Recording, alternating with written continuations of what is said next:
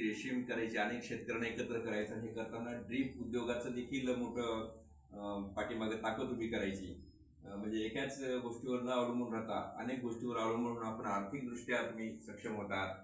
पण तुमचं शेतीच शेणखताचं व्यवस्थापन कसं करतात? मग काय गाडू शेणखतासाठी खताचं व्यवस्थापन? शेणखतासाठी आम्ही 4 जण गुरं पाळलेले आहेत. पेशंट ते बांधूनच असतात, त्यांना बांधूनच आम्ही त्याला वैरणखाली ठेवतो आणि त्यांना जाग्यावर फक्त सकाळी गोट्यातून झाडाखाली बांधायचं आणि दुपारून पुन्हा झाडाचे सोडून पुन्हा गोट्यात बांधायचे आणि जाग्यावर त्यांना वैरणखाली आणि पाणी देऊन त्यांना शेणखताचा आम्ही उपलब्धता करून देतो.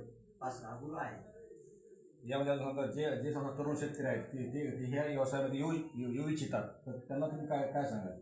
आता नोकरी जे कॉन्ट्रॅक्ट बेसवर नोकऱ्या झालेल्या आहेत आणि त्यामुळं काही जास्त आपल्याला भविष्य नोकरीमध्ये काही सापडत नाही आणि जरी केलं तरी जे संस्था आहेत किंवा कंपन्या आहेत त्यांच्या मनमानीला आपण त्रासतो आणि त्यामुळे काय होतं की ते त्याला म्हणजे जे नोकरीचा त्रास आहे तो जर स्वतःच आपण इथं जर मेंटेन केलं थोडंसं आपल्या आर्थिक नियोजन करू तर आपण स्वतःच्या शेतीत हिंडून फिरून आपण नोकरीपेक्षाही जास्त पैसा कमवू शकतो, असं माझं तरी मत आहे. आणि आम्ही काम करून दाखवले ते गावात.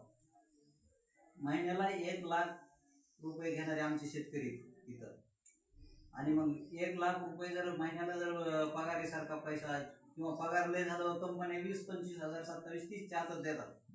इथं लाख रुपये जर तुम्हाला महिन्याला जर मिळत असेल तर कुणाच्या बंधनात राहायची गरज नाही ना. स्वतःच आपण स्वयं स्फूर्तीने 4 मजुराला काम देऊ शकतो आणि याच्यामुळं आपणच एक कंपनीच थोडक्यात हे रेशीम म्हणजे एक कंपनी स्वतःच त्या कंपनी आपण स्वतःच आपल्या कंपनीत काम करायचं आणि 4 मजुराला काम द्यायचं म्हणजे त्या 4 लोकांनाही मजुरी प्राप्त होते आणि आपल्यालाही त्याच्यात नफा मिळतो. आणि हा उद्योग करत असताना आपण जेव्हा शाळांना आपण